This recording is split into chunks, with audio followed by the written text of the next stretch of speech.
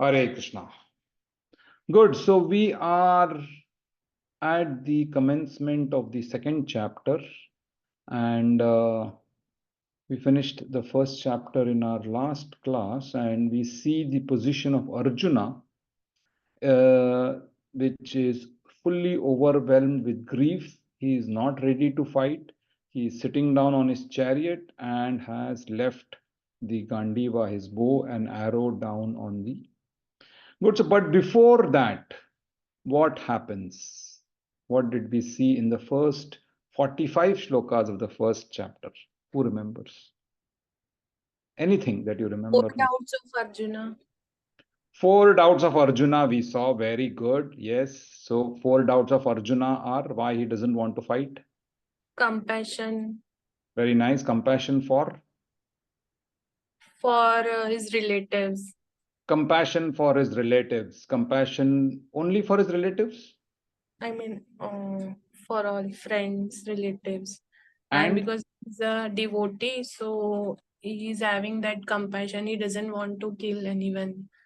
yeah, very nice. Or hurt anyone. Yeah, so many people are going to get hurt. Not only his relatives, but so many friends, so many people of the army who has been serving him, so many animals. Everybody is going to be a victim of violence because this is going to be a very cruel war. So he does not want to inflict any kind of violence or pain or hurt to all of the people who are come there. So many people have come there, right? 18 Akshahunis of living entities have come there, and we've seen how much each Akshoni is. So many living entities are going to get hurt in that war. So he is not wanting that kind of violence, that kind of people getting hurt. He does not want, and there is also a additional, expanded hurt, which is all the uh, people in the families of those people who are in the war, isn't it? The wives, the children, the mothers, fathers, all of them. If one soldier is killed, so many people get hurt. It's not only not only the soldier. So Arjuna is very, very, as a good devotee, he is not wanting to have this violence upon all of these people. Good compassion. Therefore, he is feeling a lot of compassion for all of them. That is the very first important reason for Arjuna to not fight. Second reason, Second is loss of enjoyment. loss of enjoyment. Yes. How do you explain that? Because Arjuna, then if the war happens and Arjuna cannot enjoy the kingdom without any of his relatives. So Exactly. at the All his cost. friends. Yeah, yeah, exactly. Who will he enjoy with? Yeah, if all the relatives are going to be dead in the battlefield or injured or with arms broken and arms cut and legs cut or something, who is he going to enjoy the kingdom with? So what's the point of this war if we are not going to? Even if I die, then there is no enjoyment. If I live, then how will I enjoy? Because all my other relatives have got killed. Good. So that is loss of enjoyment. Then third reason.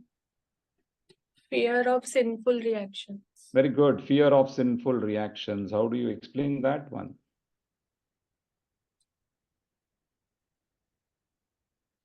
Yeah. Anybody else?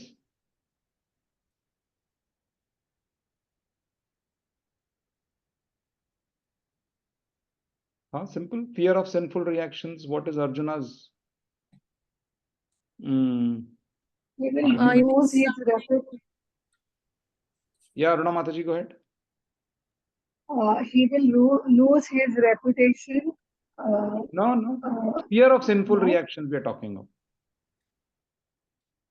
Fear of sinful reactions. Why is Arjuna saying as a third reason that there will be so much of sinful reactions?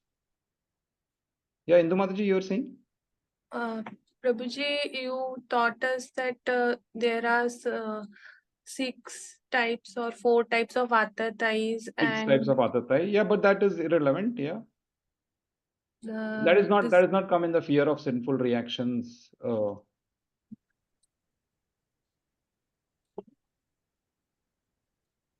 Is it because it would destroy the family of the armaments? Okay, what something in relation to that? In fact, it's related to the first two reasons also, actually speaking.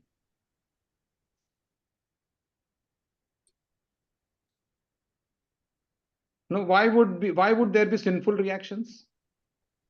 Because of the killing of all the Exactly, because of the soldiers. killing of the soldiers, killing of the animals, the hurting or the people will feel so much there when their near and dear ones are going to die or get maimed. They're going to feel so bad. The children are going to feel so bad, even though they're not in the war, but they are indirect participants of the war. So there's so much of bad karma is going to happen, isn't it? Killing is a bad action, and bad action means bad karma. Bad karmas will come, and therefore those sinful reactions will be problematic and they will all lie on the head of Arjuna. Arjuna will be the cause of all the sinful reactions. Therefore, he's fearful. He says, "Hey, we should not fight the war." Very good. And the fourth one, what Ashish Prabhuji was referring to, and I think what Aruna Mataji was referring to. Yeah, Ashish Destruction Prabhuji. of family traditions. Destruction of dynasty and traditions and all the family values. Yeah, so fourth reason is the destruction of dynasty. Very good. So we saw four principal reasons why Arjuna's position is what is seen in the picture. He is not wanting to fight. He is overwhelmed with grief. And he's saying, oh, all of these very, very four important cogent reasons is what is causing me to have this particular reaction of not being able to fight. Okay, good. So that is what we saw, four important reasons of not fighting. What else did we see in the first 45 shlokas? Prabhuji, it is started with it is started with Dhritarashtra, where he is saying Mamakaha and Pandava, where he is Very nice. differentiating his sons and Pandava's sons. So Very we nice. can We can see, understand that yeah. Good, good. Go his ahead. Go ahead. mental position and the what he is thinking. He is Exactly. differentiating between his sons and the Pandavas. Me and mine. Very good. You can see the Yeah, me and me and mine. mine. Dhritarashtra, he is spiritually blind. He is thinking Yes. of all these spirit souls. He's not looking at the souls, he's looking at all of these people. And he's thinking me and mine. Yeah. And oh, my sons versus them, even though they are his own relatives, he's thinking they are others. And who is me and my sons? He's thinking they are on my side. So he's on a bodily concept, he is on a bodily level, and he is we can see his short-sightedness. Good, very good. That's what we saw also in the very beginning. What else did we see? Post Krishna which, is a Bhakta Vatsala. 1 minute, 1 minute, 1 minute. Indu Mataji, hold on to that. Aruna Mataji is saying something else ahead. Go ahead. post which in the second shloka, we see that Duryodhana has started his diplomacy, while, Very nice. and he is, having a discussion with his Bhishma Pitama, Dronacharya, saying that, he's using diplomacy with Dronacharya, stating that, Drishtadyumna is he is going to kill you, and you are the one who has taught him. So that Very he nice. over at that time he's playing the diplomacy with Dronacharya. With Bhishma Pitama, he's saying Arjun is your dear son and all that. Very nice. So So like basically, he's playing, yeah. Duryodhana is the politician in Duryodhana has come out. And we can see from his statements how Srila Prabhupada analyzes his statements. He is saying that these are all the limitations on the Pandava side, whereas on my side, all these people are ready to die. Yeah. Yes. Very good. Yeah. And post which further he is having also discussion with his army, stating that Bhishma Pitama is now older, we have to support him. And then grand entry is happening. He is giving the introduction of Lord Krishna and saying No, Madhava. before that, something else happens. Before even Lord Krishna comes, even Bhakta Vatsala discussion happens. Something else. Preparations of war, which discuss on the Preparations both of the war. sides who all are the key persons. Very nice, very nice. Yeah, very nice. There are so many people we saw in the Pandava side and in the Kaurava side. Yeah. That is what all of those things were there. So all of the preparations, we saw how many Akshahunis on this side, how many Akshahunis on that side. Very good. Then, yeah, then Sign comes of victory, sir. exactly sign of victory, signs of victory. Is that what you said? Yes, signs of victory. Yep. Yes. Signs Yes. of victory we saw after that. Yeah, signs of different signs of victory we saw. Yeah, flag and Agni chariot and so many things. Yeah. And then comes Indu Mataji's point of Krishna as Bhakta Vatsala. Yeah, what does that mean? Yes. Can you expand on that, Indu Mataji?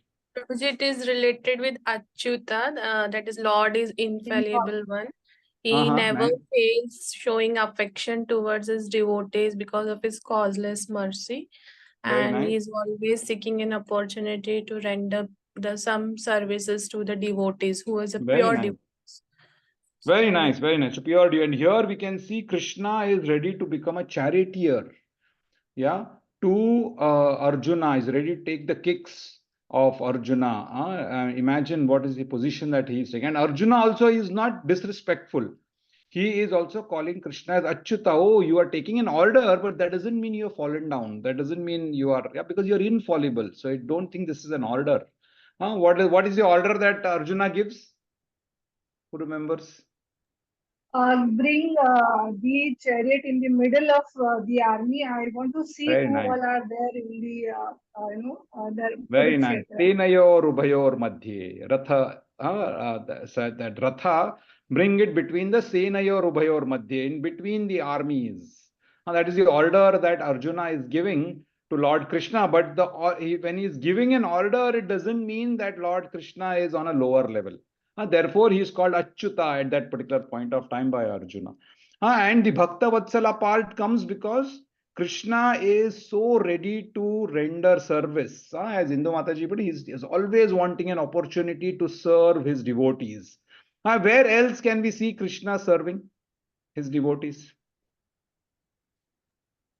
So here one we saw Arjuna, he is serving Arjuna. Sudama. Sudama, yes, very nice. Sudama, he does very good. So Aruna Mataji had one more point.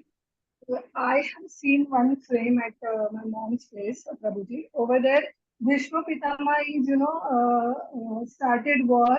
He is, for a few days, he was not doing the fighting. Post which he started, and he was, वो अर्जुन को मार रहा था. At that time, Lord Krishna came down and then he took breaks his promise. Breaks his promise, and he took the will of the chariot and throw in front of. That again is for Arjuna only, right? Again, that's for Arjuna. I said apart from Arjuna, where else can we see Krishna giving service to his devotees? Indu Mataji rightly pointed out to Sudama, where else? Prahlad Maharaj? No. Okay. As different avatars, of course, he is doing, but I was focused on Krishna as Bhakta Vatsala. How does Krishna become a Bhakta Vatsala? Okay, Arjuna's example is there. Okay, good. What else? Sudama's example is there. What else? Who else? So many. Come on. Draupadi. Draupadi, very good. Yes. Yeah, Draupadi, he serves by protecting her. Very good. Draupadi is there. Very nice, Mataji. Who else? What about his parents? Nanda Maharaj. Nanda Maharaj, yeah, he serves Nanda Maharaj so many times in so many ways. There is one very beautiful painting where he is taking Nanda Maharaj's chappals on his head and is walking to give him chappal. I don't know if you have seen that painting. Very beautiful painting. Chaitanya Charitamrita, Prabhuji. Lots of, yeah. That beautiful painting actually is there in one of the ISKCON temples. And you'll probably also see Krishna taking the chappals of his father, Nanda Maharaj, and is serving his father by that. Very good. And what else? Yashoda Maya is serving. Gopis, very nice. Yes, so many gopis. Gopas and gopis, he's serving through protection. Kalia Mardan. Yeah. Yes, Sonima. What about the monkeys? Monkeys also, he is feeding them so many, all the goodies, yeah, whatever he is thieving, all the monkeys are his partners. Yeah, so many things. Yeah, so Krishna as a service provider. We all think Krishna is to whom we should be providing service to, but Krishna has always been serving us all together. In fact, he is serving us right away, right now, isn't it? By giving us all of these fantastic a nice life, nice parents, nice education, so many things. We are so lucky to have Krishna as Bhakta Vatsala. So that's the thought process of Krishna as Bhakta Vatsala. Yeah, and so that's the important thing that we saw in the first chapter. We saw preparations of war. We saw signs of victory. We discussed signs of victory. We discussed preparations of war. We saw Krishna as Bhakta Vatsala. Yeah, and then of course we've already discussed the second section of the first chapter, which is the four. We saw the four. The fifth one will come now in the second chapter. The four are important reasons why Krishna does not want to fight. Very good. Okay, so that's where we are now at the last shloka of the first chapter, which we saw at the end of the class. This is the position of Arjuna. So any quick questions, thoughts, or doubts till this point of time in chapter number 1?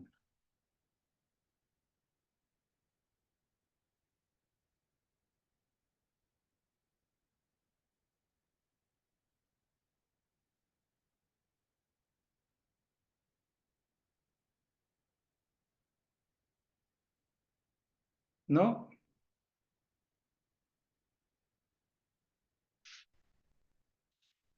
Okay, good. So that means everybody is ready for a quiz on chapter 1. Huh? Or no? Pop quiz. Let's see how good you know chapter 1. We'll do online. It's a multiple choice. Don't worry. You don't have to write big answers. It's a fun quiz. We will confirm our understanding of the first chapter. Is okay? Everybody's ready? Yes, Everybody yes. has their mobiles with you. Try. Of course, you can also do your on wherever you are now.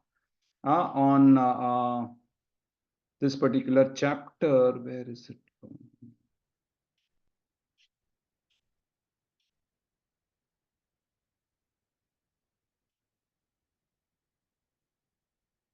1 minute. Where is it gone?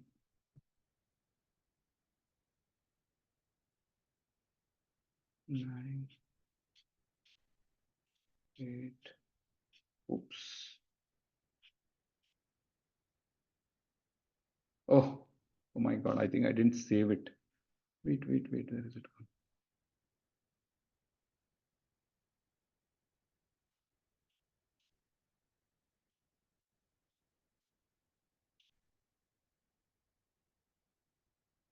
Oh, okay. I think we'll have to, sorry about that. My bad. We'll have to postpone it for next week.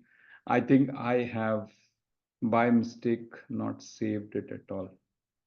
It was supposed to be here in my library.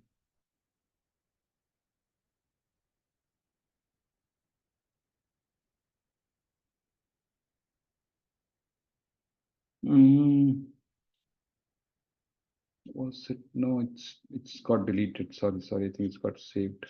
It's not got saved. And chapter 2 is there. Oops. Okay. So sorry. So good. You're all saved. No quiz right now. We will start off with chapter 2 and maybe we'll do the quiz in our next session. Sorry about that. My bad. I don't know what happened to. I'll have to. Anyway, we don't have time now. Let me do my support for quizzes some other time. But let us not waste time in continuing with the second chapter. So no doubts about the first chapter. Good. So name of the first chapter was Sainya Nirikshan. Chapter number 2 is called Contents of the Gita Summarized. Yeah. So Lord Krishna is going to answer all the doubts now in summary, yeah, to Arjuna. Arjuna, of course, and then he will detail out in as he progresses in the next chapters. So if you see the overall structure of Bhagavad Gita, chapter 1 is like introduction to the characters and introduction to and thanks and all of that. If you see an executive report, in an executive report, first is acknowledgements. I want to thank this guy, I want to thank that guy, he did this, he was my editor, blah, blah, all of that. Second is an executive summary. Then comes the executive summary. The same way Bhagavad Gita also, first is cast of characters, a list of people who are going to be taking part. Second chapter is the summary, an executive summary. So this is a very high level view of the entire Bhagavad Gita. All of the Sankhya Yoga, Dhyana Yoga, Karma Yoga, and Bhakti Yoga gets discussed in this particular summarized form. Yeah. And then Lord Krishna, we go to third chapter, fourth chapter, fifth chapter, he expands on all of the sections that is mentioned here in this particular summarization. So if we see the overall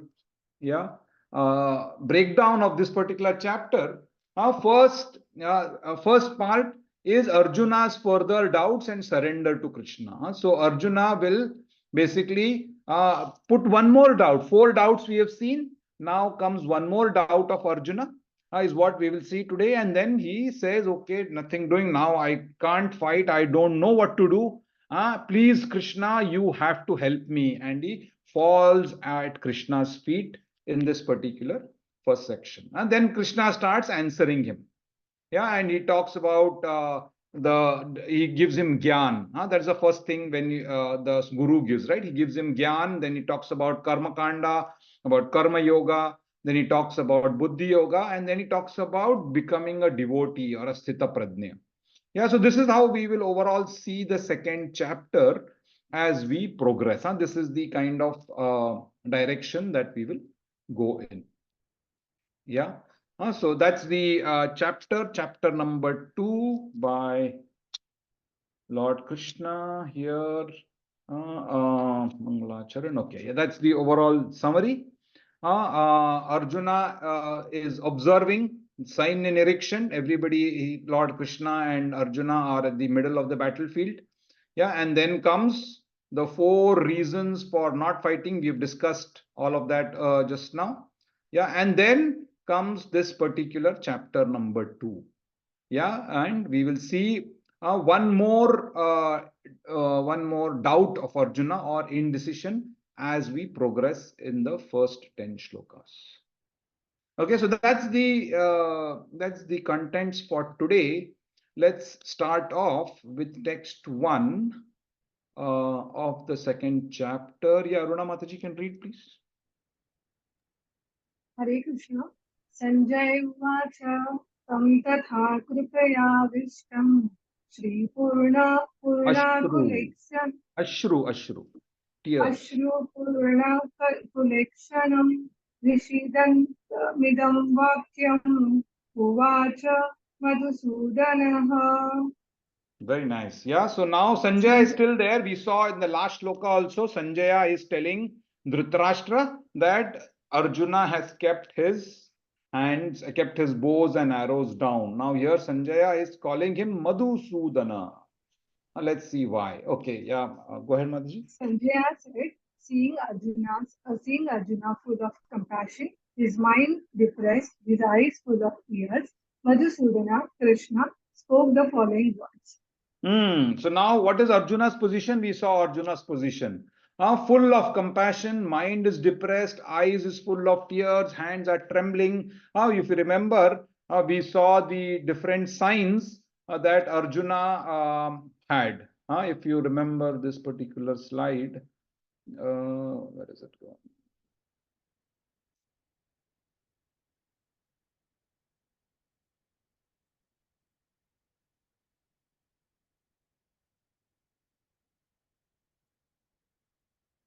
Where is it?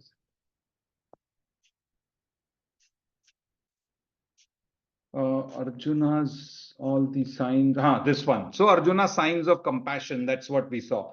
What is Arjuna's position? He is sitting down, his limbs are quivering, his mouth is drying up, his whole body is trembling, hairs of the body standing on end, hands is become slippery, yeah, skin is burning, legs unable to stand, therefore he sits down. He is, his mind is reeling. And what is he only seeing? Misfortune everywhere. So in his mind, he's seeing, oh my God, all death and destructions. He's seeing misfortune everywhere. Yeah. So that is the position of Arjuna here, full of compassion, his mind depressed. And now, interestingly, here Sanjaya calls Krishna as Madhusudana, and Srila Prabhupada explains why. Let's see in this purport. Yeah, Aruna Mataji, read ahead. Material compassion, lamentation, and tears are all signs of ignorance of the real self. Compassion for the eternal soul is self-realization. The word Madhusudana is significant in this verse. Lord Krishna killed the demon Madhu, and now Arjuna wanted Krishna to kill the demon of misunderstanding that had overtaken him in the discharge of his duty. No Hare one Krishna. knows Hold where on. Yeah, now comes this. If you remember, in our last class, we were at this point of discussion about compassion. Is compassion good or compassion bad? Compassion is good, right? We have to show compassion for people who are poor, people who are. So why is compassion problematic? That is the point now Srila Prabhupada is explaining, because that's a natural doubt that will come to anybody. Now that compassion is good. Arjuna is doing the right thing. This war should not happen. Why are they fighting? Why are they, in this particular situation? So compassion where it is to be shown, that is what is the point Srila Prabhupada brings out in this verse. And in fact, Krishna brings out rather than Srila Prabhupada. Krishna brings out this particular point because he is Madhusudana. Why? Madhu is a demon, and Krishna killed this demon Madhusudana. And Arjuna therefore also wanted this demon of misunderstanding to kill. He wanted Arjuna, he wanted Lord Krishna to help him. So Srila Prabhupada makes this distinction between material compassion. Lamentation and tears are all sign of what? Ignorance of the real self. Who's the real self? The real self is the soul. We are spirit souls. If we think we are the body, then what happens? Then we get this material compassion, because we think everybody else is also a body. Everybody else is also having problems. Everybody else is suffering. Yeah. So that is what the distinction Srila Prabhupada is very subtly bringing out, and Lord Krishna will also make that point further as we go ahead. Yeah, that is what the point here, Srila Prabhupada, that where compassion has to be applied. Arjuna is applying the compassion on the material level. He is thinking from a bodily perspective, me and mine perspective. Same thing which Dhritarashtra was doing. Same on the other side, Arjuna is also thinking from those similar lines. And because he has this misunderstanding, Krishna is going to act like Madhusudana, the killer of the misunderstanding or killer of the demon Madhu. That is what this particular point is, where compassion has to be applied. So Srila Prabhupada makes that point further. Let's see. What does he say? Yeah, go ahead. And now Arjuna wanted. No one knows where compassion should be applied. Compassion for the dress of drawing. Sorry. Men. Let's start from here. The word Madhusudan. Yeah.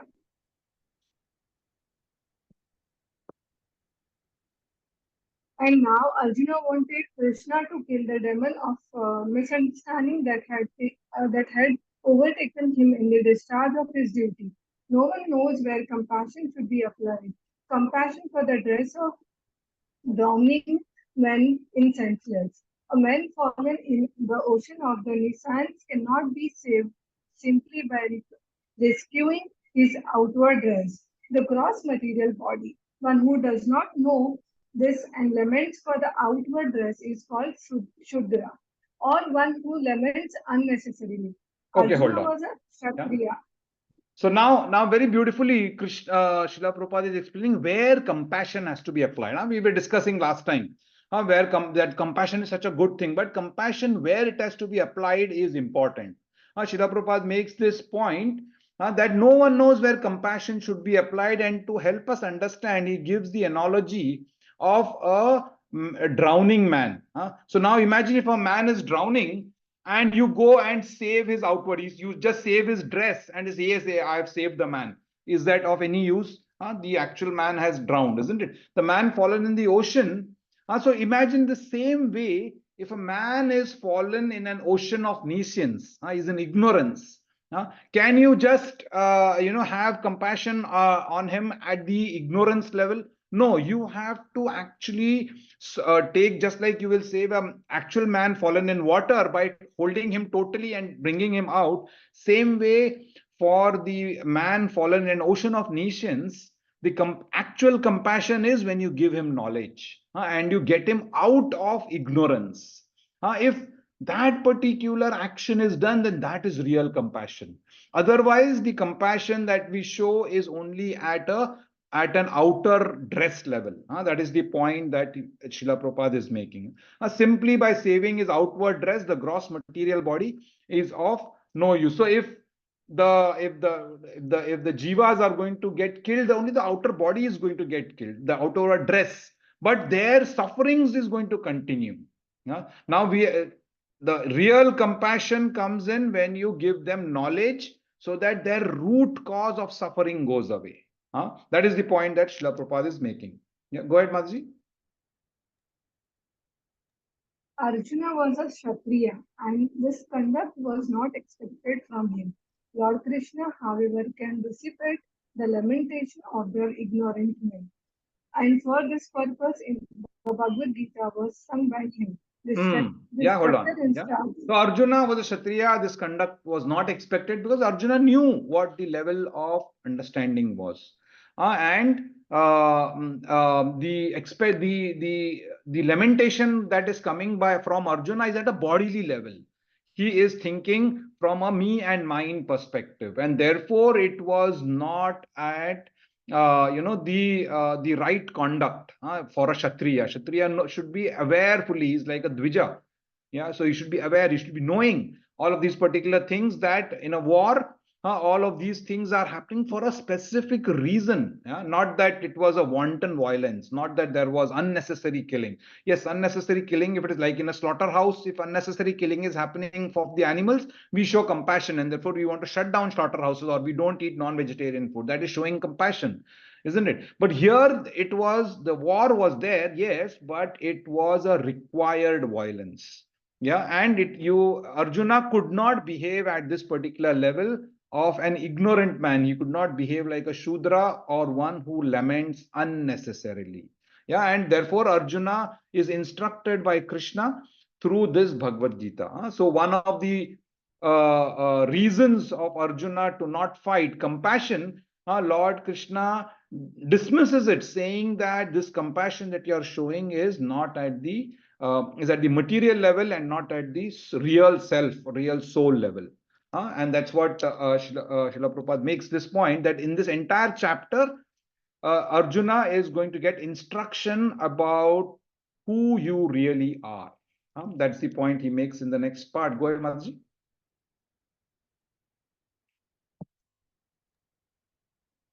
This chapter instructs us in self-realization by an analytical study of the material body and the spirit soul, as explained by the Supreme Authority, Lord Shri Krishna. This realization is possible when one works without attachment to fruitive results and is situated in the fixed conception of the real self. So now, yeah, exactly. So now how do you get this real compassion?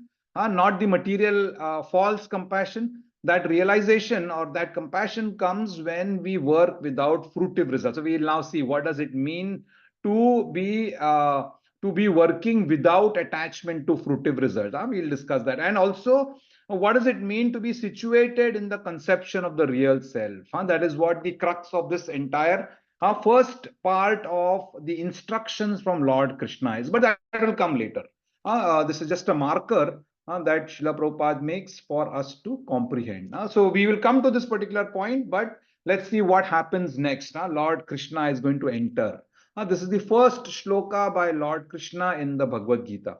Now we've seen that almost 80% of the Bhagavad Gita is spoken by Lord Krishna, and the remaining by other 4 characters, which is Sanjaya, Dhritarashtra, Arjuna. Three other characters that are speaking in the Bhagavad Gita. Yeah. So now comes the very first shloka, or the very first dialogue by Lord Krishna in this particular chapter number 2. Let's read this one. Yeah, Ashish Prabhuji can read. Hare Krishna. Shri Bhagavan Kutastava Kasmalamidam Visame Samupasthitam Anayarjustamasvargya Kirtir Karama Arjuna. Asvargyam Akirti Karam Arjuna. Akirti is saying. Let's see what that means. Go ahead. The Supreme Personality of Godhead said, "My dear Arjuna, how have these impurities come upon you? They are not at all befitting a man who knows the value of life. They lead not higher planets but to infamy." So now comes this Arjuna. Krishna is now chastising Arjuna, saying that how have these impurities come upon you? You are an Arya. Arya means a very intelligent person. Now you're behaving like an Anarya. Anarya means you're behaving like opposite of somebody who doesn't have any intelligence. So he says, therefore, how have these impurities come upon you? They are not befitting the person who knows the value of life. It's not that they're going to doing this killing out of just wanton violence. But there has been a specific value why this particular action is being done. Yeah. And he says that they lead not to higher planets, but to infamy. If you don't do this particular war, it will lead you to infamy, not to higher planetary systems or higher fame. That's what the point Lord Krishna makes. Now, Srila Prabhupada in his explanation comes out why is Lord Krishna called as Bhagwan. Here, if you see, the words begin with Shri Bhagavan Vacha. So Lord Krishna is called as Bhagwan here. And Lord Srila Prabhupada explains now in the first aspect, what does it mean to be Bhagwan? Let's read this. Yeah, go ahead, Prabhuji. Krishna and the Supreme Personality of Godhead are identical. Therefore, Lord Krishna is referred to as Bhagwan throughout the Gita. Bhagwan is the ultimate in the absolute truth. The absolute truth is realized in 3 phases of understanding, namely Brahman, or the impersonal, all-pervasive spirit, Paramatma, or the localized aspect of the Supreme within the heart of all living entities, and Bhagwan, or the Supreme Personality of Godhead. Lord Krishna in this Srimad Bhagavatam 1.2.11 canto, this conceptions of absolute truth is explained. Thus, Prabhuji, can you please help? Tattvavidas tattvam yajnanam advayam brahmeti paramatmeti bhagwaniti shabdate. What, Prabhuji? The absolute truth is realized in 3 phases of understanding by the knower of the absolute truth, and all of them are identical. Such phases of absolute truth are expressed as Brahman, Paramatma, and Bhagwan. Yeah, Brahman. Brahman, Paramatma, and Bhagwan. So Srila Prabhupada is saying that what is this Bhagwan here? What does it mean to be Bhagwan? So he says that in the Bhagavatam, in our Vedic culture, Vedic understanding, the supreme truth means what is ultimate, whoever is this God that we call. The God is understood in 3 phases or 3 understandings. One, Brahman. Brahman means light. Yeah. So everybody thinks, and we see so many conceptions where they say, oh, the supreme truth is just energy. He's just light is going. So I will meditate on light. There are so many meditation schools which talk about meditating on light. And what are they meditating on? They're thinking that the supreme truth is in the form of light or in the form of energy. And that's what they are thinking. So that is what their realization is. What is their realization of the supreme truth? That the supreme truth is light, or supreme truth is energy, or Brahman. So Brahman is an understanding of light. So for example, if you look at the sun, so much of sunlight is coming. Sunlight is coming here, all of this sunlight. So when the sunlight comes here from the window, it is coming here. What do I say? Oh, sun has come inside, isn't it? But has the sun actually come? No, the sunlight has come, but we equate sunlight and sun to be the same. So my understanding of the supreme truth is similar. the light coming from the spiritual world is so blinding that I think this is what the supreme truth is. This is what Brahman is. So that's the Brahman understanding. Now, the second understanding is Paramatma. That the Lord is sitting inside me. So if I have a mirror in my heart, this light which is coming is going to shine in my heart, isn't it? So this shining heart in my light. So when I sit and meditate upon myself inside, I will realize that there is God inside me. And this understanding is called Paramatma. That God inside me, the four-handed Vishnu form who is sitting inside me, along with me as in I am a spirit soul. In this body, there are two knowers that Krishna we will see in the 13th chapter. One is the spirit soul, that is me, I know my body. And there is also Lord Krishna in the form of Paramatma sitting inside me. That is the second understanding of who the supreme truth is. So when the dhyana yogis, they sit to do meditation, what do they meditate on? They meditate on the Paramatma within their heart. And that is how they come to realize, oh, Krishna is within me, and I have to meditate on Krishna. Now, the third form of Krishna, or third form of understanding, is Krishna in the form of a person, he who is sitting there in the spiritual world in Goloka Vrindavana. So that is he himself sitting there and doing all the leelas, controlling everything. He is the one who is the supreme controller. Yeah. And the supreme cause of all causes. That is the third understanding of who the supreme truth is. And that is what is explained in this particular verse. That who is Bhagwan, that particular Krishna, from whom all this light is coming, so much of effulgence is coming, and that effulgence is getting reflected in the hearts of living entities in the form of Paramatma, and he himself sitting there in Goloka. That these three understandings is what the overall understanding of the supreme truth is. And that is what is explained here. Vadanti tat tattvavidas. All the Vadanti, or what all the tattvavida, all the person who know the truth, how do they debate? Or how is their understanding? Tattva. What is the tattva? Yajnanam advayam. One is Brahmeti, Brahman, Paramatmeti, Paramatma, and third Bhagwan. So that is the three understandings of Bhagwan. And here we are referring to Lord Krishna as the third one, Bhagwan, which includes the Paramatma understanding and includes the Brahman understanding. So Srila Prabhupada gives an analogy to explain this. And we can see this analogy in this slide. 1 minute. Yeah, analogy of saving the so this is the three understandings that we can see. The Brahman, which is the sunlight, sunshine. So much of sunshine is coming everywhere, and you can't even look at the sun directly. Why? Because it is so bright, and this brightness, this light which is coming, that is the Brahman understanding. Impersonal, all pervasive, it is everywhere, all over the earth. Yeah, that is the sunshine, that is the Brahman understanding. Second is Paramatma, the surface of the sun is the Paramatma, the localized aspect. The sun, when it reflects inside the heart, you see the actual round dot, right? So the surface of the sun gets reflected here. And the third one, the actual Bhagwan, Sri Krishna, the personal feature of the Lord, that is the sun planet, the sun itself, the globe itself. So there is the globe, or the deity presiding in the globe, the surface, and the light which is coming out.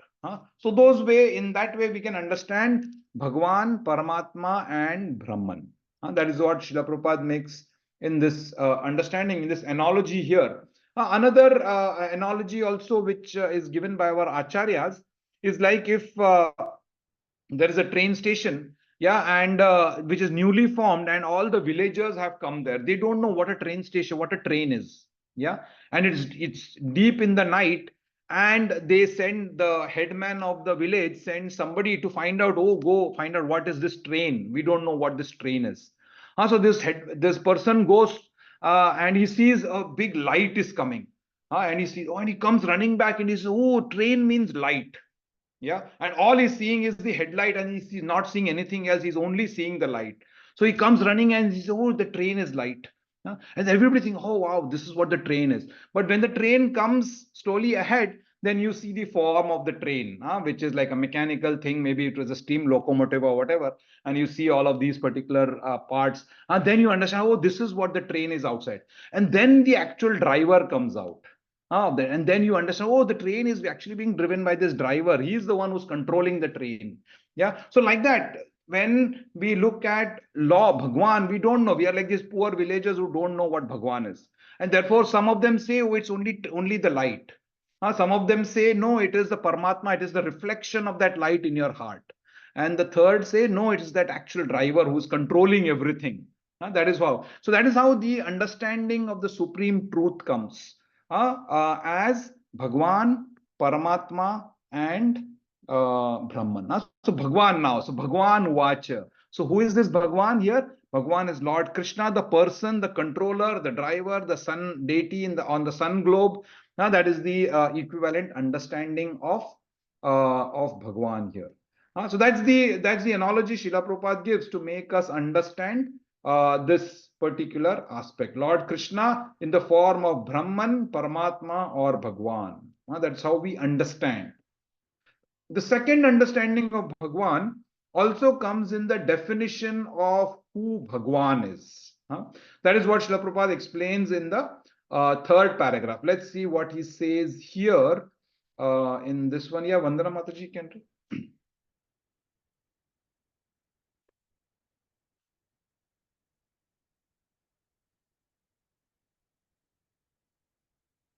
Sorry, Mataji, you are muted. Can you unmute?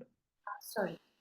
Parashar Muni, the father of Vyasadeva, the Supreme Personality who possesses all riches, all strength, all fame, all beauty, all knowledge, and all renunciation, is called Bhagavan.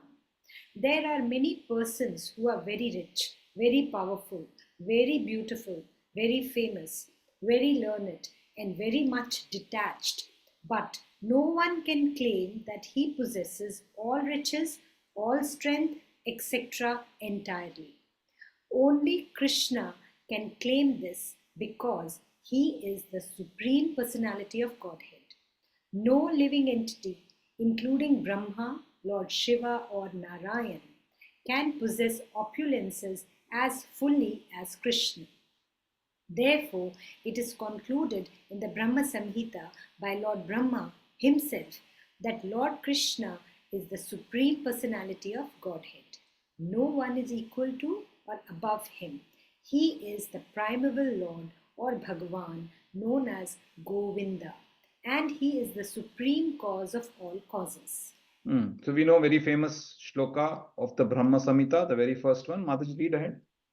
I can read this also. Yeah, go ahead, Mataji. Krishna Satchidananda Vigraha Anadiradir Govinda Sarva Karan Karanam. There are many personalities possessing the qualities of Bhagavan, but Krishna is the supreme because none can excel him. He is the supreme person and his body is eternal, full of knowledge and bliss. He is the primeval Lord Govinda and the cause of all causes. So this is the second understanding of Bhagwan. So Srila Prabhupada gives now two important personalities who have defined what Bhagwan is. First personality is Parashar Muni. And what does Parashar Muni say? That Bhagwan means one who has all these six things. What are those six? All riches, all fame, all strength, all beauty, all knowledge, and all renunciation. So there is this very famous shloka said by Parashar Muni, which talks about this these six qualities. And interestingly, if you see anybody who has any kind of riches, he'll be so much attached to his riches. He'll think, oh, I'm the richest man. Or somebody who is very beautiful, naturally, oh, I'm so beautiful, and nobody's as beautiful as me. So much of attachment is there to that particular quality. Yeah. But Lord Krishna, imagine he has all the riches, everything, all the money in the world belongs to him. We are studying Ishopanishad, and we see the Ishavasyam principle, which is everything belongs to Lord Krishna. So he's all riches, he's all famous. He has the strength. all beauty, all knowledge, and he is the most renunciate. He is not attached to any of these particular things.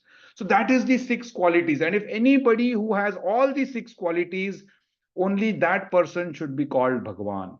Yeah, and unfortunately, there's only one person who is that. Who is saying that? Lord Brahma is saying that in his Brahma Samhita.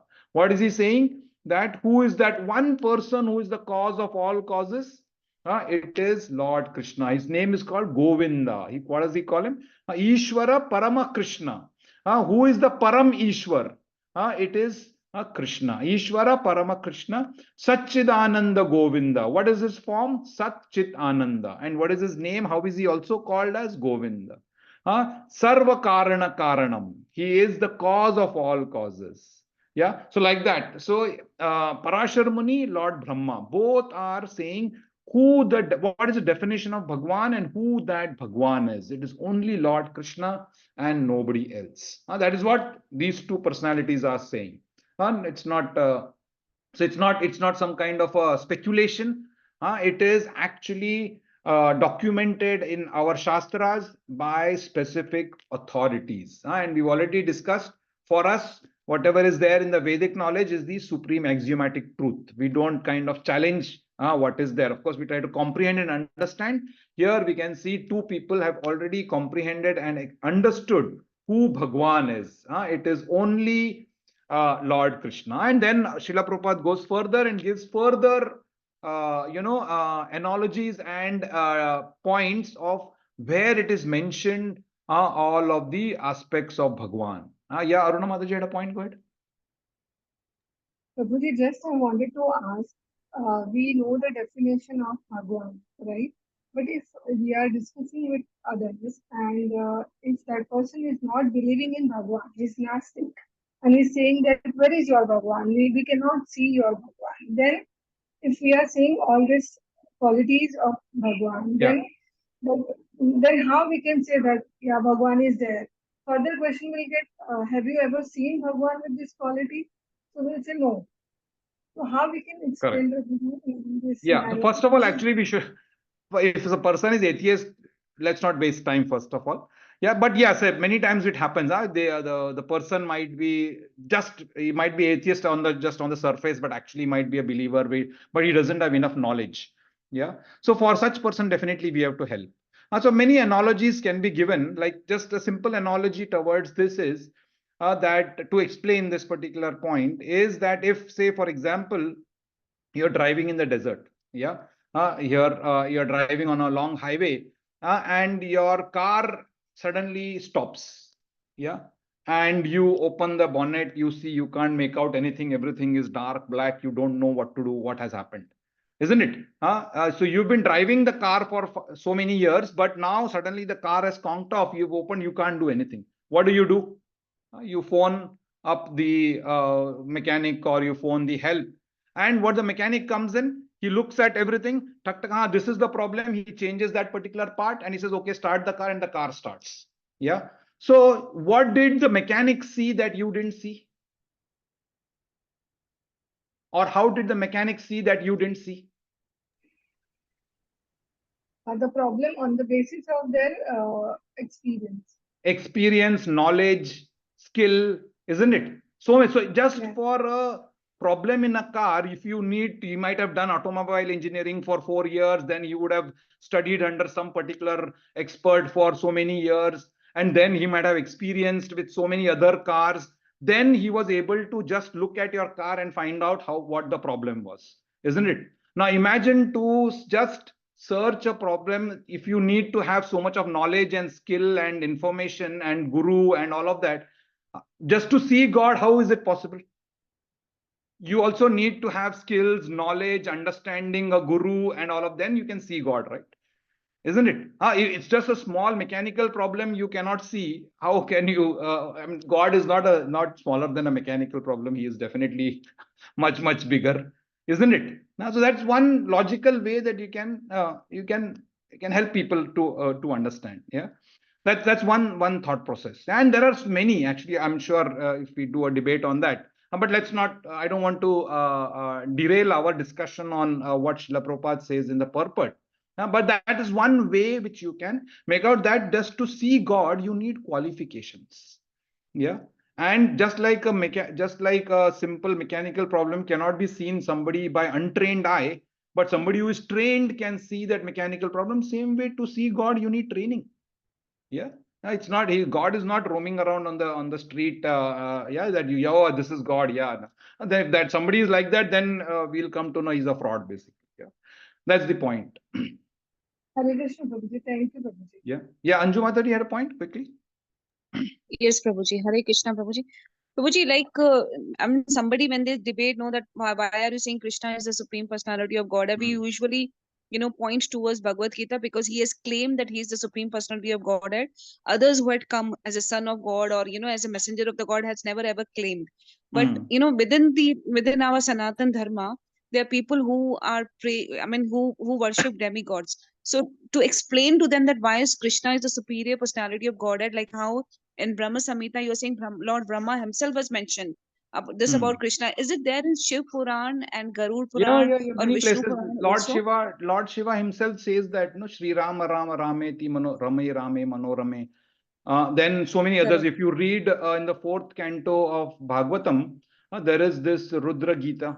If you read Rudra Gita, I think 4th canto, chapter 21 or something. Yeah, you there, though, of course, Lord Shiva just praises and praises Lord Krishna as to who he is and how he is the origin and how he has created everything. Yeah. Then, of course, now we will see what Srila Prabhupada also mentions in the Bhagavatam itself. Ete chamshakala pumsaha Krishnastu Bhagwan Swayam. Yeah, that's one part. Then there is, if you look at the Bhagavad Gita itself, who has dictated the Bhagavad Gita? Vyasadeva, Mahabharata, isn't it? To whom? Correct. To whom has he dictated to? Ganesh, Lord Ganesh. To Lord Ganesha. And we know the Ganesha, and he condition. actually has written. Yeah. Exactly. Lord Ganesha has written. Yeah. Now Lord Ganesha, when there was this agreement going on, Vyasadeva, Ganesha says, okay, I will become your scribe, but you should not stop anywhere. If you stop, I will go away. And what does Vyasadeva put the counter condition? He says, you cannot write anything without understanding and agreeing to it. Yeah. Only then you have to write. And then Ganesha says, okay, fine. Yeah, so which means that Bhagavad Gita, which comes in Mahabharata, is written by Ganesha. And what is Ganesha? What does Lord Krishna write in the 7th chapter? Nanyat sadasat param. There is nothing beyond me. Lord Krishna says, and Ganesha has written that down. So Ganesha is agreeing to what Lord Krishna is saying, isn't it? Lord Brahma is agreeing, Lord Rudra is agreeing, isn't it? So who are we to disagree? We can make that point. Yeah, and this is what here Srila Prabhupada also makes this. He says also in the Bhagavatam, there is a list of many incarnations. Also, it's not that only 10 incarnations. We are under the misconception that there is only 10 incarnations because of the Dashavatar Stotra. But for example, in the Dashavatar, Mohini Murti doesn't come. Yeah. Have you ever read in the Dashavatar? Mohini Murti doesn't come. So many other personalities do not come. Rishabh Dev does not come. Kapila Muni does not come. So many do not come, which means what? That there are so many more avatars of or expansions of Lord Krishna. And when we discuss 4th chapter discusses different types of incarnations of Lord Krishna. Or different expansions of Lord Krishna or avatars of Lord Krishna. And Srila Prabhupada makes that point here in the Bhagavatam also this is mentioned, that there are different expansions and avatars of Lord Krishna, and this one shloka comes. And of all of those expansions, who is the original? The original is Krishna. The word Krishna comes there. This is that verse in the Bhagavatam 1.3.28. Ete chamshakala pumsaha Krishnastu Bhagavan Swayam. Who is the Bhagwan? Krishna is the Bhagwan. So even if you go to many South Indian temples, they don't call Krishna as an avatar. They call Krishna as an avatari. Avatari means from whom all avatars come. Yeah, that is the understanding. That's the real understanding actually. That who is the real? We all think, oh, Vishnu in the material world, Mahavishnu, and from whom all the expansions have come. But prior to Mahavishnu, it's Lord Krishna, and we will discuss that as we progress. how Lord Krishna expands into the four forms of Sankarshan, Pradyumna. Then he again expands that Sankarsana expands into four more forms. And then, of course, all the spiritual worlds come, all the spiritual worlds, different forms come, and Mahavishnu also comes, from whom this material world comes in. And we'll discuss in the 9th chapter. All of these are there. That in the 9th chapter, this comes about how Krishna expands all of this particular material worlds. But who is the original? The original is Krishna. Here, Lord Brahma is saying, Lord Rudra is saying, Lord Ganesha is saying, yeah, and here this particular verse is also mentioned, that ete chamshakala pumsah krishnastu bhagavan swayam indrari vyakulam lokam mrudayanti yuge yuge. And the Bhagavatam, this particular chapter also, the name of this chapter is Krishna is the source of all incarnations, incidentally, chapter number 3 of the first canto. And that one talks about there are as many incarnations of Lord Krishna as there are waves in the sea, which means, do the waves, number of waves stop? Can we say, oh, there are only 10,528 waves? No, the waves keep on coming, which means Krishna's expansion is also, if you have a Wikipedia page of Lord Krishna, it is always expanding, because he's done in that universe, he's done this, in this universe, he's done this, in this 5,000 years ago, he has done this things. So that Wikipedia page is constantly getting updated. If there was a Wikipedia page, an imaginary spiritual Wikipedia page, Lord Krishna's, that page would be infinite. Why? Because there are as many expansions of Lord Krishna as there are waves on the sea. That is why he's called Bhagwan. And imagine this Bhagwan has come here and is behaving like a servant of Arjuna. So imagine how big-hearted he is. And of course, he's already serving us also by ensuring everything that we have. Isn't it? Yeah. So that is the real Bhakta Vatsala aspect. Why do we have to understand the concept of Bhagwan here? To understand how merciful Lord Krishna has been to us. And therefore, it is our duty to become a servant of this rightful master. Now, that's what the understanding here is. So Arjuna says, Lord Srila Prabhupada says that therefore, Krishna as the original source of both the super soul and the impersonal Brahman, he is in right definition of Bhagwan. Yeah. And therefore, imagine in front of this Bhagwan, Arjuna is behaving like this Anarya. And therefore, Krishna, what is he calling him? He says, Anarya Jushtam Aswargyam. You are behaving like a lower, like a Shudra, like a person who does not know anything. And you are lamenting like a Shudra is what his point is making. And Aryans who are knowledgeable, they do not behave like this. That is the point that Lord Krishna is making. Now, that persons who have no knowledge of liberation from material bondage are called non-Aryans, Anarya. That is the point that Srila Prabhupada makes. Anarya Jushtam Aswargyam. That Aswargyam is you are not, everything is becoming inauspicious because of your knowledge. Because of your lack of knowledge, rather, because of your ignorance. So therefore, Lord Krishna very clearly in the very opening statement itself tells Arjuna, this compassion, this all of these things that you're talking is just nonsense. That is the point that Lord Krishna is making. Let's see what happens further. And what does he say further? So Lord Krishna is now trying to explain further as to why he is behaving like this. Let's see this one. Yeah, Anju Mataji, please read.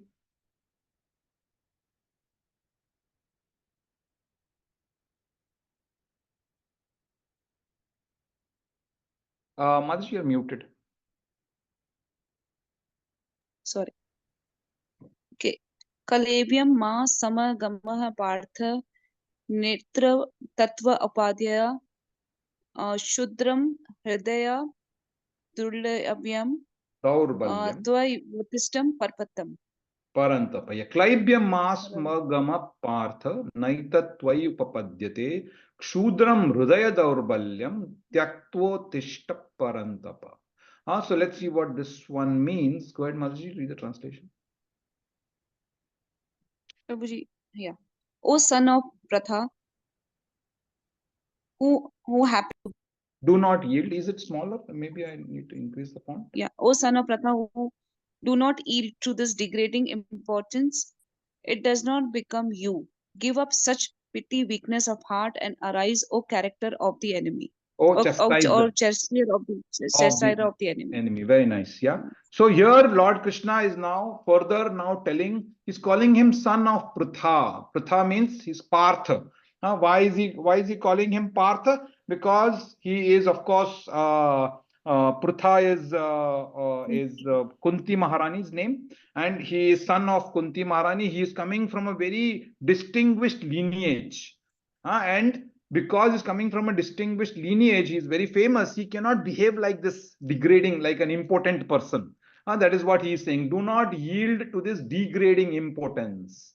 It does not become you. That's what he's kind of chastising Arjuna. That it is not, yeah, you just have to give up this petty weakness of heart.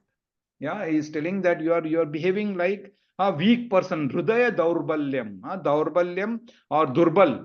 How is he durbal? Durbal in the heart. Petty weakness of the heart. And you have to come up. He's like, telling him, yeah, this is not the time to get scared. This is not time to talk about all of these compassion and all of these things, because all these are at an outer level. It is not at a deeper level of understanding. And therefore he's telling, rise up, O chastiser of the enemy. That is what here Srila Prabhupada also makes this point, how Krishna is trying to help him to get to a Kshatriya level. A Kshatriya is somebody who is always ready for a fight when he is invoked. Yeah. And here, if Arjuna is, all of this is done, the war is all ready to be started, and Arjuna just cannot, run away from that particular war. So Krishna is therefore telling him, you have to behave like a Kshatriya. You cannot behave like like an impotent person. That's what he calls up. And Srila Prabhupada also explains that if Arjuna is abandoning the battle, he would be committing an infamous act. He is like somebody. It's very shameful. That a Kshatriya has been called for the army, the entire armies. Imagine how much preparation they must have made for all the armies. 18 Akshahunis to be prepared and get ready. How much of preparations has been made? Now Arjuna says, no, I don't want to fight, and he's going to run away. It doesn't befit a very famous and a very shurveer archer like Arjuna to run away from that particular place. Therefore, Krishna he is kind of almost chastising him, calling him Hridaya Daurbalyam, weakness of heart. He's calling him Anarya. He's calling him Aswargyam. So he says you have to come up and fight. And he's calling him one important name called Parantapa. Parantapa is, O chastiser of the enemies. It's already established. There are so many previous wars which have happened where Arjuna, in the form of, if you remember, in the King Virat's kingdom, prior to this war, there are so many fights which have happened where King Virat's kingdom is attacked by the Kauravas, and Arjuna, who is there in the form of what's the name? He is there as a teacher, as a female teacher. Not Shikhandi. What's the name of Brandala, something like Brihannala? Brihannala. In the form of Brihannala, he actually fights along with Virata's son, and he defeats the entire Kaurava. So he's established. He knows that he is a chastiser of enemy. How can you now, at this particular point of time, think of leaving the war? So Arjuna is getting chastised by Lord Krishna in this particular way, that he has to get up and fight. Don't do all of this. This particular position which Lord Krishna is, Arjuna is taking, which is sitting down here. Oops, not this one. This one. Yeah. This does not befit him. So Krishna, we can see here, chastising Arjuna. You have to get up and fight. That is what he is saying in this particular. So let's see now what is Arjuna's. After 2 verses, Arjuna comes back to tell him about what his position is. Let's see what Arjuna's position is in this verse. Yeah, Rajiv Prabhuji can chat.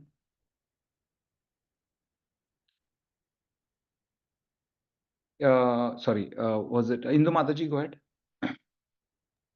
Hare Krishna.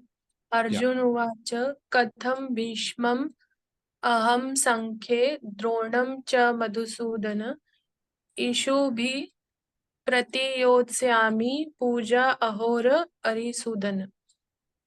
Pujarva Arisudana. Very good. What does it say? What is Arjuna now coming back? So Krishna has given him a boost or has given him a chastisement. Now Arjuna is coming back towards this chastisement with a counter question or a counter demand. What does he say? Go ahead. Translation: Arjuna said, O killer of enemies, O killer of Madhu, how can I counterattack with arrows in battle men like Bhishma and Drona who are worthy of my worship? So important consideration, right? That, oh, I mean, Bhishma and Drona, they are so much senior. Drona is a teacher, yeah, and Bhishma is his great grandfather. Now, how can I fight with these great people who are supposed to be? I can't even, ulta jawab nahi de sakta hu kinds. You can't even counter with words towards these people if they are going to give an order. We cannot counter order. Imagine if I can't do with words, I have to now do with arrows and bows and and with swords. How can I fight? It is not the right etiquette at all. Here, there is this entire thought process that even in a verbal fight, we are not to. There is general etiquette. Srila Prabhupada says that superiors are not to be offered even a verbal fight. We cannot counter if our senior is saying that yes, you have to do this, we just have to follow that particular order. So Arjuna's point is that all of these people, these two, especially these two, Bhishma and Drona, my teacher and my great grandfather, they are our grandfather. Yeah, they are supposed to be given so much of respect. How can I fight with them? That is what the point here Arjuna is making, and he is kind of counter questioning Krishna, that you are Arisudana, you are Puja, or you are helpful to all of those people, you are to who are enemies. But will you call your grandfather Ugrasena or Sandipani Muni as enemies, and will you go and fight with them? So that is the counter question now Arjuna is saying to Krishna. And what happens if you are doing this? So he says in this particular verse number 5. Yeah, Vandana Mataji can read this one. Sorry, Mataji, if you're busy, are you busy? No. Okay, go ahead, Mataji. गुरून् हत्वा हि महानुभावान् श्रेयो भोक्तुं भेक्ष्यम्पीह लोके हत्वार्थ कान्तांस्तु गुरून् have भुञ्जीय भोगान् रुधिरप्रदिग्धान्. Very nice. Yeah, translation. It would be better to live in this world by begging than to live at the cost of the lives of great souls who are my teachers. Even though desiring worldly gain, they are superiors. If they are killed, everything we enjoy will be tainted with blood. So if I kill my teacher, my grandfather, who are such great souls, what is the point I'm going to get after killing them? So even though I might get all the worldly gains, the entire kingdom, all of this money, all of these things, if I'm going to gain them by killing my superiors, what is the real point? Everything that I'm going to gain is what? It'll be tainted with their blood. That is the point. So therefore, what is better? He's saying it is better. I don't want all of these particular spoils of war. I will live by begging. That is the point that Arjuna is making at this position. That they are my teachers. We can't even give them a very verbal fight. Now you're telling me to fight with swords and arrows and bows and arrows. Yeah, and even if I go ahead and fight, maybe I get to kill them. What is the gain? Because all of the enjoyment that is going to come is going to be tainted with blood. That is what the point Arjuna is making as the final kind of proposition to stop the war. And what does he say further? Let's see this one. Who can read? Yeah, Soni Mataji, you want to try? Smriti Devi. Hare Krishna Prabhuji, Prabhuji. Na chaidat vidma kataranno kariyo yadva jayema vyadiva no jayati jayahu yan eva hatva na jijivit samas te avastita pramukhe dasharatha Very nice. Very nice. Go ahead. Nor do we know which is better, conquering them or being conquered by them. If we kill the sons of Dhritarashtra, we should not care to live. Yet they are now standing before us on the battlefield. So now he's like confused. Now I don't know what is better, he's saying. Should I get conquered by them or should I conquer them? Should I kill them? Should I get killed by them? And if you are going to kill the sons of Dhritarashtra, those whatever 100 of them, then what is the point of living? We should not care to live.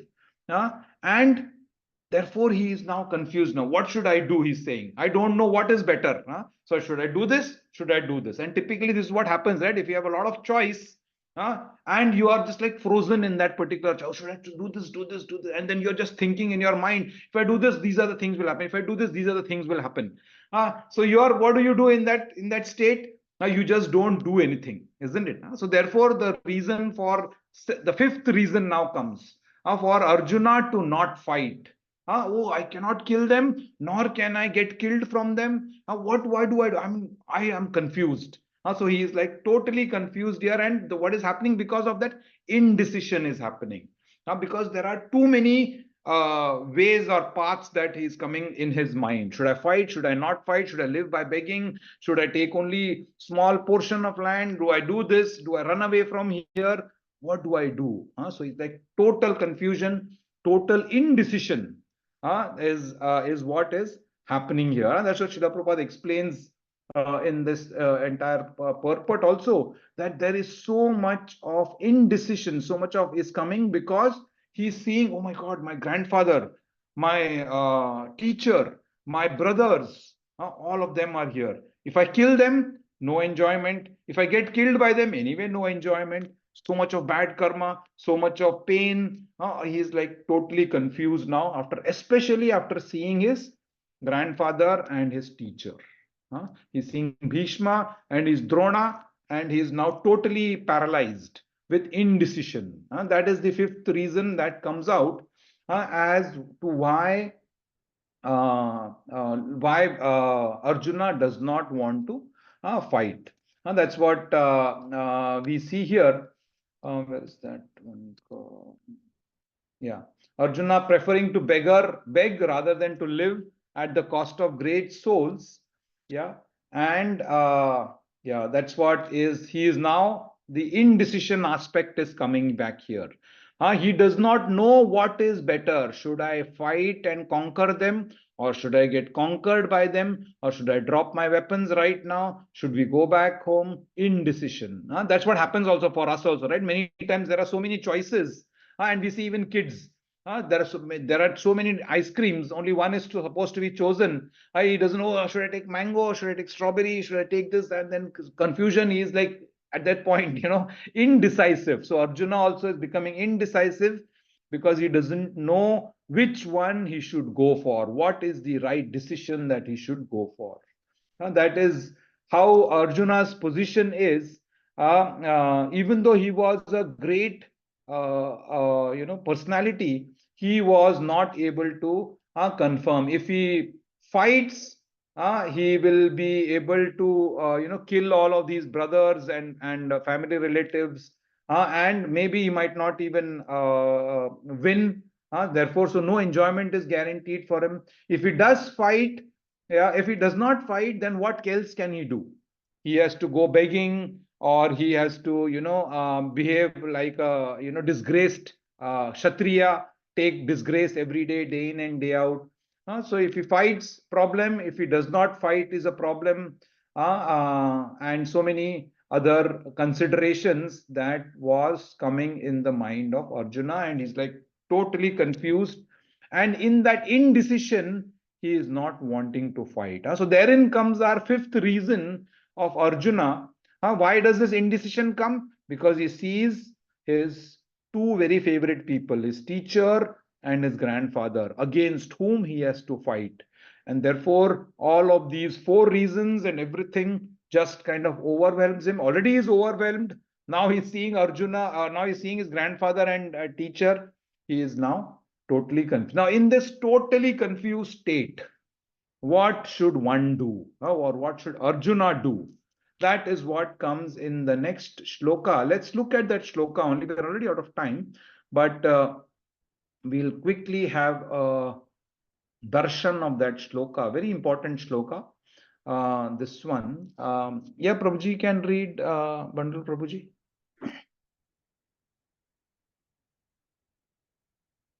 Unmute yourself. Am I audible? Yes, now you're audible. Arpanya dosopahat swabhava prachami tvam dharma samadhus chetah yach charai shreyahesyan nishchitam bhuti tanmay sisya site ham sadhi mam tvam prapannam. Very nice, very nice. So karpanya dosho. Karpanya means miserly weakness. Because of miserly weakness, that is my swabhav. How is my swabhav? It's become like a miser. Prichami tvam. I'm asking you, what is best for me? Prichami tvam.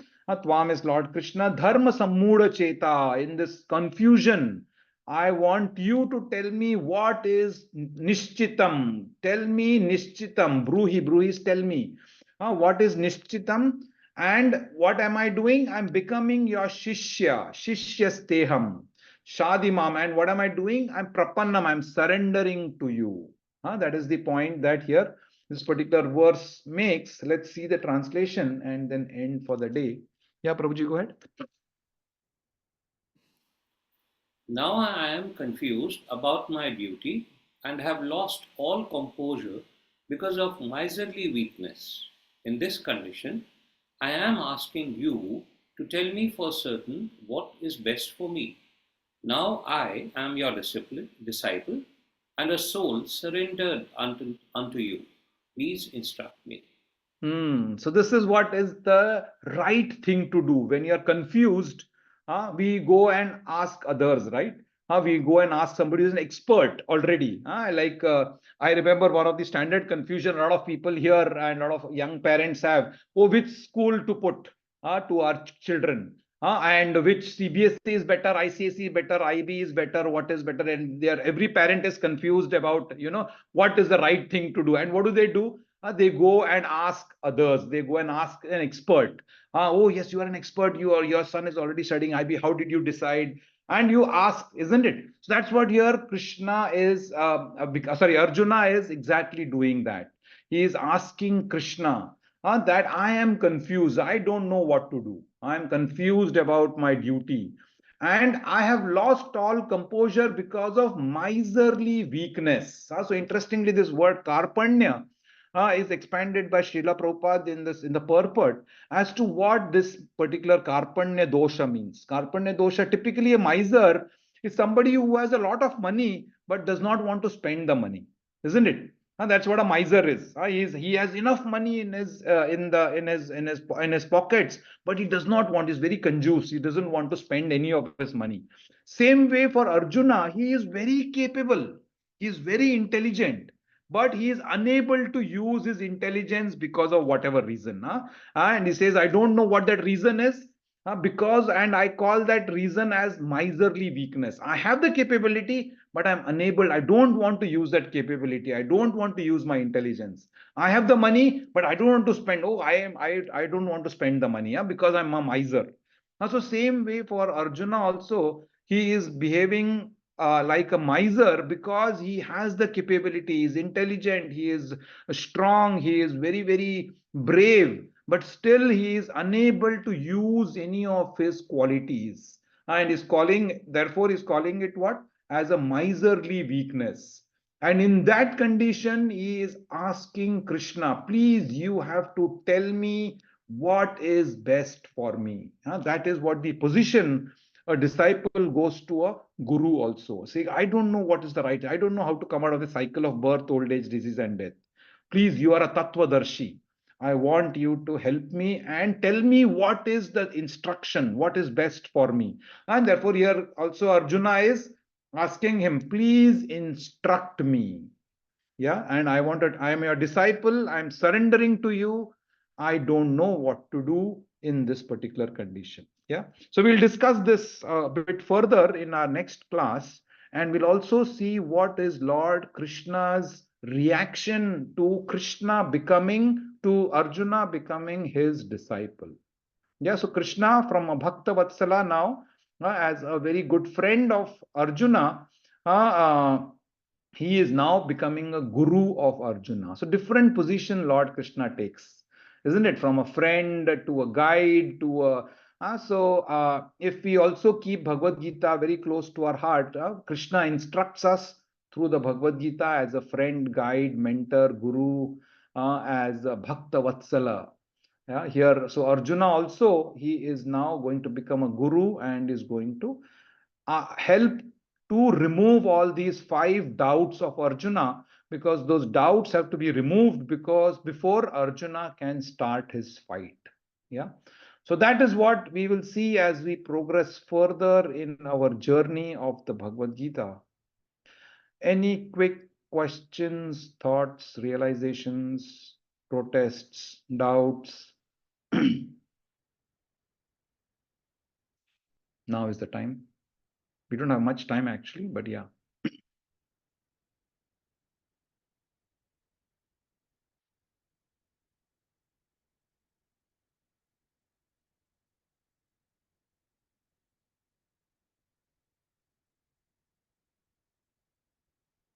This is the verse.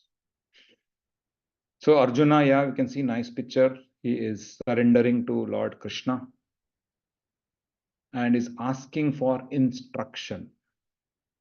That's what a guru does, right? He instructs. Hare Krishna. Okay, so no Prabhuji, comments or sorry. doubts.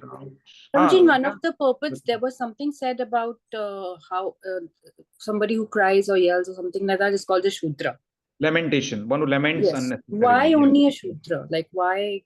Yeah, because that's a Shudra quality. So when a person who is in knowledge, like for example, so again, we have to understand the Varnashram Dharma. We did a discussion earlier on, I mean, not in this particular class, but Varnashram Dharma is not about birth. Lord Krishna in the 4th chapter says, Chatur Varnem Maya Srishtam Guna Karma Vibhagashah. So the 4 Varnas come because of Guna. Yeah, they don't come because of birth. If you're born in a Brahmana family, you are not a Brahmin. That is an unfortunately wrong understanding of a current. So Shudra here does not mean that you are born from a Shudra family, therefore you're a Shudra. No, Shudra means somebody who does not have knowledge, somebody who does not understand things, somebody who does not know why a particular bad thing is happening to him, isn't it? And therefore, what does he do? He laments, oh, why this bad thing has happened to me? I'm such a good guy. I'm thinking, isn't it? Yeah. So a Shudra quality, a typical Shudra quality is somebody who laments unnecessarily. That's why it's one of the aspects of. So Brahmanas have different sets of qualities. Kshatriyas have different sets of qualities. Vaishyas have different sets of qualities. Shudras have different sets of qualities. One of the qualities of a Shudra, and in fact, it's actually a barometer for all of us.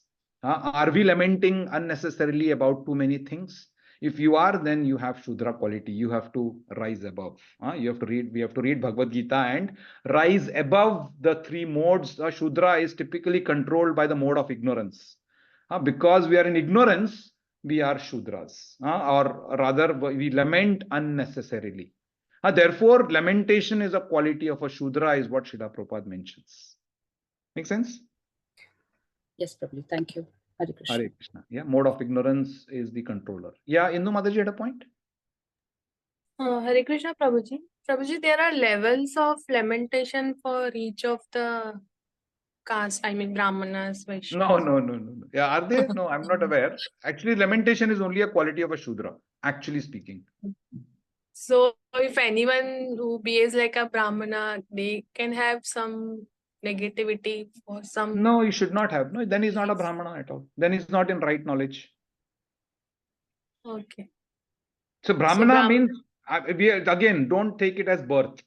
Yeah, like we give the example, like a surgeon's son, will you call him a surgeon? Say an very expert heart surgeon is there, and you have an appointment for your father or whatever. Yeah, and that day that surgeon is not available. But his son is available. You don't know what his qualities are. Will you say, oh yes, no problem, go operate on my father? You will not, right? Isn't it? Why? Because you don't know whether he is actually, he might be a good surgeon. We don't know. Yeah. But just because he's a surgeon's son, you will not allow him to even. So he has to prove that yes, he is also. Same way a Brahmana is not just because he's born in a Brahmana family, is Brahmin. He has to get the qualities of a Brahmana, and Brahminical qualities are really very, there's a very high standard for calling ourselves a Brahmana, basically. Just birth is not a good enough standard. Yeah, so a real Brahmin understands the law of karma, understands the Vedas, understands why a particular bad thing is happening. So he never laments. He says, this is Lord Krishna's desire. This is how my karma is. So there's no point in lamenting. So he doesn't lament. So, Prabhuji, in one of the lectures, I mean, I'm hearing one of the acharyas from Sri Sampradaya. So he's telling that this all four caste system, Lord has only made this. I mean, Correct. Brahmanas are coming from Lord's face Yeah, and Shudras are feet.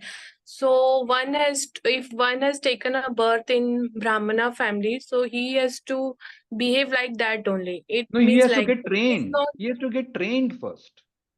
He has to get trained. Everybody who is born is generally born as a Shudra in the Kali Yuga, first of all. Yeah. And secondly, even if he is born in a Brahmana family, he has to get trained to become a Brahmana. Because of his past good qualities, Srimatam Suchinam Gehe, right? Maybe he's got birth in a Brahminical family, but he has to get trained to become to the Brahminical level. And he has to have his guna and karma like a Brahmana. So basically, he should do yajan, yajan, patan, patan. He cannot work in some company and call himself a Brahmana. That itself is not a Brahminical quality. Yeah, because you are working under a Vaishya basically. So how can that be? Just even though you are born in a Brahminical family, you are working for somebody else.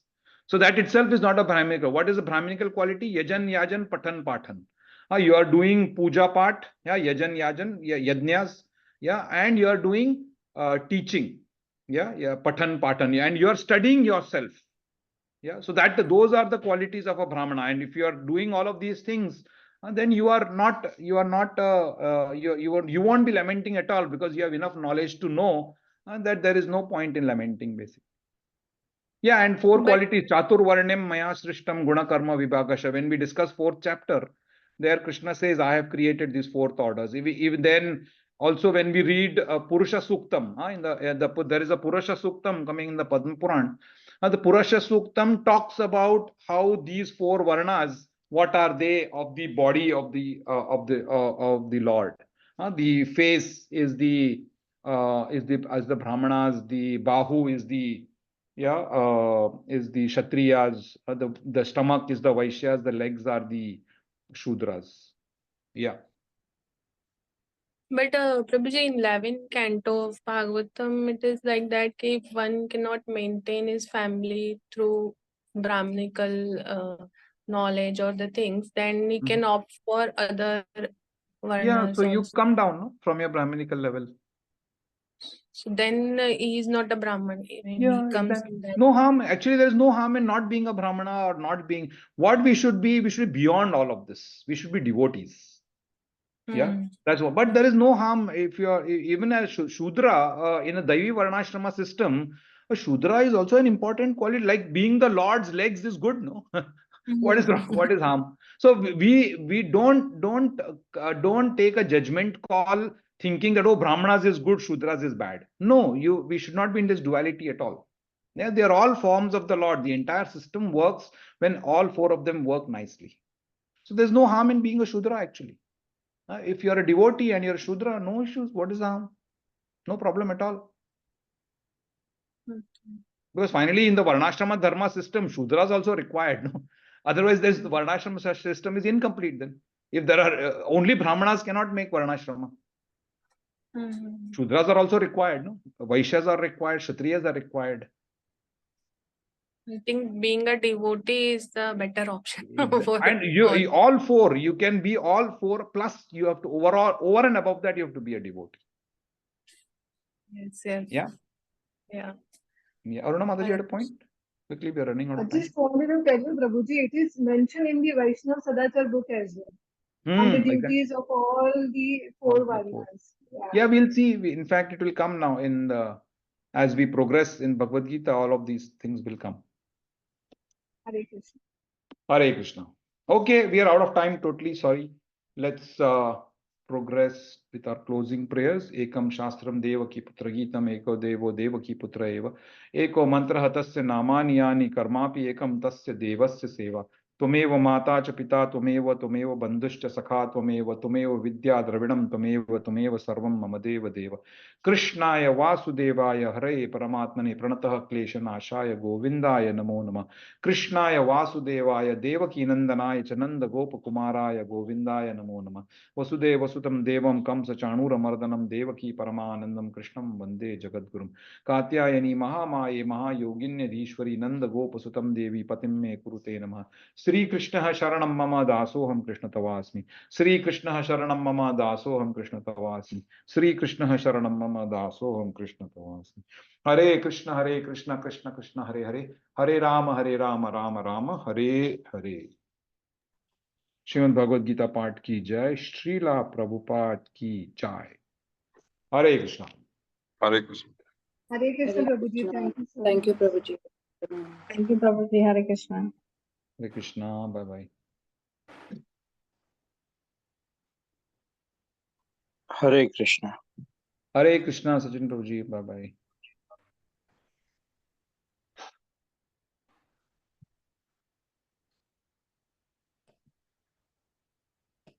Hare Krishna Prati Mataji, we'll close the class. Any questions you have?